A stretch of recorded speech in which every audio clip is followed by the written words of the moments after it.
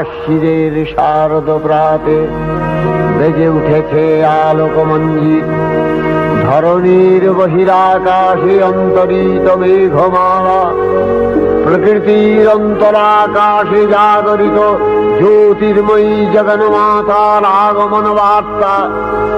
আনন্দময়ী মহামায়ার পদধ্বনি অসীম ছন্দে বেজে উঠে রূপলোক ও রসলোকে আনে নবভাব মাধুরীর সঞ্জীবন।